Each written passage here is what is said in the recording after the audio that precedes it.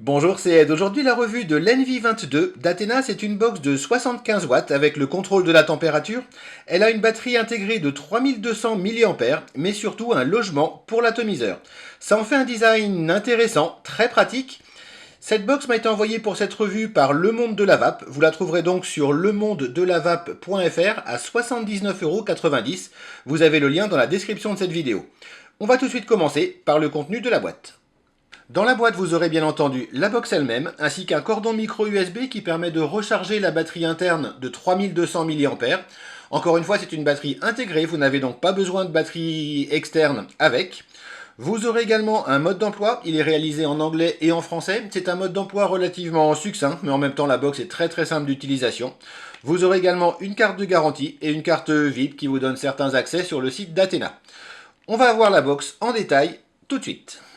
Et voilà donc en détail l'Envy22. L'ensemble de la box est réalisé en aluminium, les finitions sont très bonnes, les jointures sont impeccables et en particulier les bords ne sont absolument pas tranchants. Vraiment très bonne finition à ce niveau-là et c'était important vu le design de la box. Sur le côté de la box, vous aurez les commandes avec le bouton de déclenchement, le bouton plus, le bouton moins. L'écran est ici, on le verra tout à l'heure. À ce niveau-ci, et c'est relativement pratique de l'avoir sur le côté plutôt qu'en dessous, le port USB pour le rechargement et la mise à jour de la box. A noter que vous pouvez vaper et recharger en même temps, et c'est d'autant plus facile que vous pouvez poser la box et recharger en même temps. C'est l'avantage des connexions USB sur le côté plutôt qu'en dessous. En haut de la box, on voit bien entendu l'emplacement pour l'atomiseur. La connexion 510 est montée sur ressort, donc vous pouvez mettre absolument n'importe quel ato dessus, ça passe très bien. Sur le mode d'emploi, il est précisé que le mode accepte les atos en 22 et 23 mm. Le seul ato que j'ai en fait en 23 mm, c'est ce Typhoon GT2 qui ne rentre pas. Prévoyez donc plutôt des atos en 22 mm. Également, méfiez-vous, la hauteur de cet emplacement est de 49 mm. Si vous mettez un dripper, il sera un petit peu trop bas. Globalement, c'est donc prévu pour les atomiseurs en 22 mm. Si on monte par exemple ce subtank en le vissant jusqu'au bout, on a un design vraiment sympa. Là, du coup, ça permet de vaper très agréablement, soit en appuyant sur le bouton avec le pouce, soit en appuyant avec l'index. Un point important, quel que soit l'atomiseur que vous montrez dessus, il est souhaitable que les trous d'air en fait de l'atomiseur soient visibles plutôt que complètement masqués par la box. Les joints à ce niveau-là ne sont pas étanches, il y a encore un passage. On peut donc vaper avec les trous du flux d'air masqués par la box. Toutefois, ça a quand même assez nettement tendance à réduire le flux d'air. Préférez donc plutôt les montages avec les trous d'aération visibles au niveau de la box. Un point également, quand vous allez vaper, évitez de masquer les trous d'air avec le doigt ou avec la paume. Ça vient relativement facilement. Du coup, le plus simple pour vaper, à mon sens, c'est de prendre la box comme ceci et d'appuyer à ce niveau-là. Ça en fait un ensemble qui est très compact, qui tient très facilement dans la poche. C'est vraiment très pratique. Si vous voulez encore plus pratique, l'idéal en fait est de monter un atomiseur qui se recharge par le haut, comme celui-ci par exemple. Le montage à chaque fois se fait très facilement.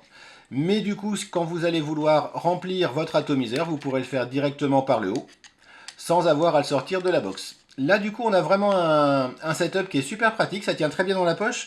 La box fait 80 mm de haut, 57 mm de large et 25 mm de haut. C'est donc relativement compact et encore une fois, pour un ensemble, c'est très pratique et ça tient surtout très bien dans les poches. L'Envy22 est très simple d'utilisation. Pour la mettre en route, on appuie 5 fois sur le bouton de déclenchement comme d'habitude et on a tout de suite une box prête à fonctionner sans avoir de logo ou d'animation qui font perdre du temps. C'est un point important parce qu'en fait la box n'a pas de verrouillage des touches. Du coup, si vous le mettez dans la poche, n'hésitez pas à l'éteindre en appuyant 5 fois sur le bouton. Quand vous la sortez, il suffira de la mettre en route et ce sera tout de suite prêt à vaper. Ça vient globalement bien compenser le fait qu'il n'y ait pas de verrouillage des boutons sur cette box. L'affichage est très complet, vous avez le niveau de la batterie avec un icône et le pourcentage qui est indiqué. Ici je suis en mode M1 normal, c'est-à-dire le mode pour le Cantal. Pour changer de mode, vous appuyez 3 fois sur le bouton, 1, 2, 3. le mode clignote et vous pourrez passer en M2 qui est la température en degrés Fahrenheit, M3 qui est la température en degrés Celsius, et M4 qui est un mode bypass, c'est-à-dire que la mode se comporte comme un mode mécanique. Il n'y a pas donc de réglage de la puissance, c'est directement la tension de la batterie qui est envoyée à la résistance. Dans le mode normal, on a l'affichage de la puissance en watts. Pour modifier cette puissance, on peut le faire avec le bouton plus et le bouton moins. Et on a un incrément de 1 watt pour le faire. À mon sens, c'est bien plus pratique que l'incrément de 1 dixième de watt qu'on voit souvent dans les box. Le fait que ce soit un incrément watt par watt, à mon sens, est très bien vu sur cette box. On peut aller donc du minimum de 5 watts au maximum de 75 watts sur la box. L'affichage de la tension en volts change en fonction donc de la puissance demandée et bien entendu de la résistance. La résistance est affichée juste au-dessus donc de la tension. Et on a tout en haut un compteur de puff que l'on peut remettre à 0. Pour le remettre à 0, on va dans le mode de réglage. 1, 2, 3. Voilà. On appuie sur les deux boutons plus et moins en même temps. Et ça va remettre à 0 le compteur de puff. Pour aller donc en mode contrôle de la température, et à noter qu'on a le contrôle de la température exclusivement avec les montages en nickel, n'utilisant donc vraiment pas de montage en titane ou en inox ou autre avec cette box. Si vous êtes en contrôle de la température, faites-le exclusivement avec des résistances en nickel. On valide. Une fois qu'on est en mode contrôle de la température, on peut changer la température en appuyant encore une fois sur les boutons plus et moins. Ça va de 300 degrés à 100 degrés. Vous avez également le mode bypass, 1, 2, 3,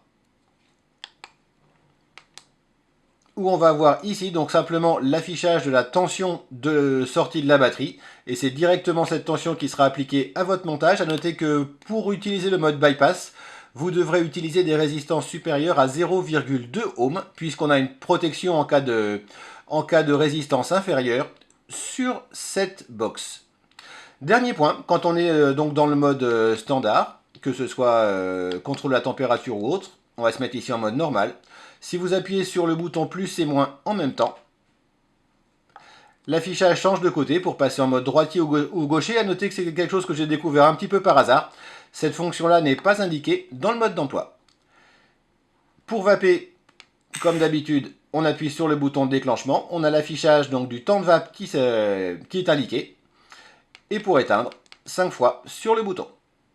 Comme d'habitude, j'ai réalisé avec l'Envy22 des mesures de puissance réelles sorties par la box. Vous avez en abscisse de ce graphique les résistances auxquelles je l'ai testé, à savoir 0,22, 0,49, 0,79, 1,46 et 2,05 ohms. Et en ordonnée, les puissances réelles mesurées à la sortie de la box en fonction des différents réglages que je lui ai demandé. À 5 watts, la box sort effectivement 5 watts quelle que soit la résistance, avec un petit décroché à 7 watts sur les résistances de 2,05 ohms, mais globalement la courbe est parfaite à 5 watts. Même chose à 10 watts, la box sort entre 11 et 10 watts selon la résistance, mais c'est une précision qui est tout à fait bonne. La courbe est encore meilleure à 20 watts, quelle que soit la résistance montée dessus, on a effectivement 20 watts en sortie. À 30 watts, avec une résistance de 0,22 ohms, on a une puissance un tout petit peu supérieure, de 31 watts. Globalement, sur l'ensemble de la courbe, on a effectivement les 30 watts annoncés et affichés.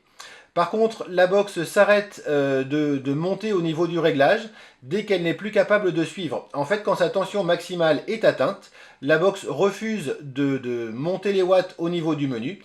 Et donc du coup, vous êtes certain d'avoir effectivement en sortie de la box le réglage annoncé. Si vous lui en demandez plus que ce qu'elle peut faire, elle refuse tout simplement de faire le réglage correspondant.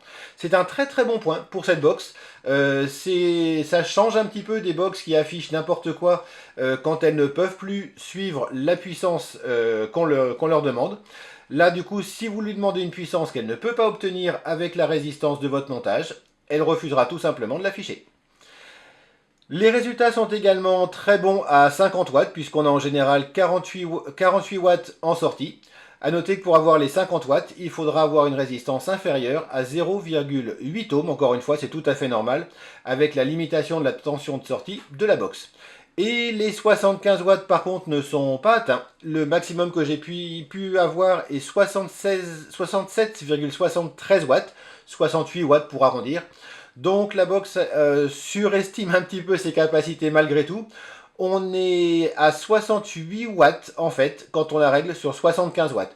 C'est pas très grave globalement le fait que la batterie ait une capacité de 3200 mAh et que globalement cette box soit plutôt faite pour des vapes, on va dire jusqu'à 50 watts, fait que le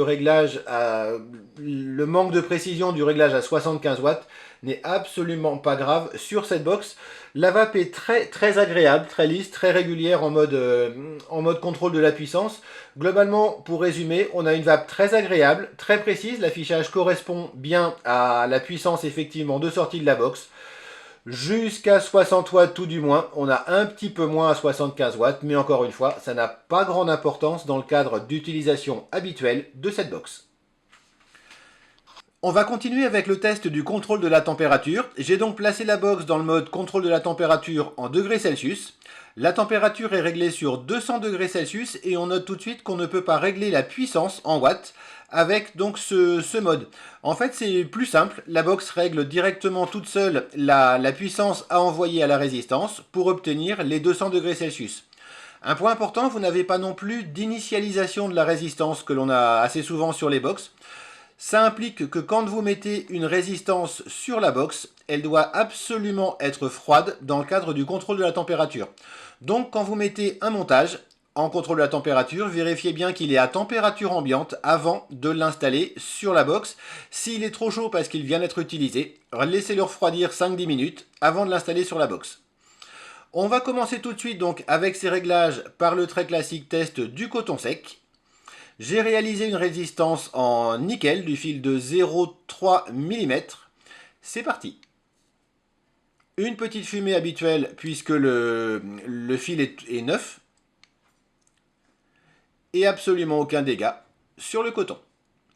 On va continuer le test en imbibant le coton. Là du coup j'en mets un petit peu partout. Encore une fois, la box n'est pas super pratique avec les drippers. Le coton est correctement imbibé. Quand on déclenche, on a une production de vapeur qui est très bonne.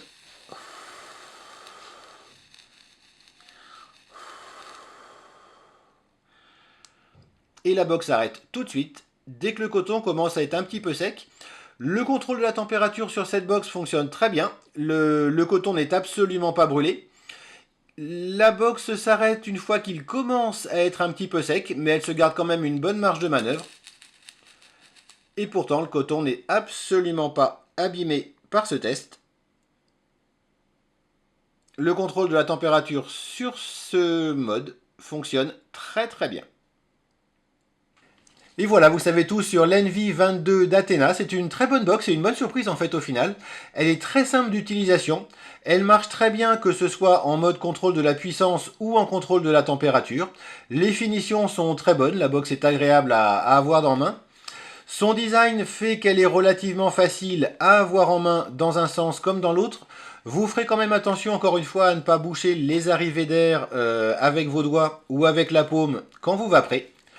Son petit inconvénient, le fait que tous les atomiseurs ne se montent pas dessus, en particulier au niveau de l'arrivée d'air. Si les filetages sont tels qu'en butée du vissage de votre atomiseur, les trous d'air sont complètement de l'autre côté, vous aurez un flux d'air réduit.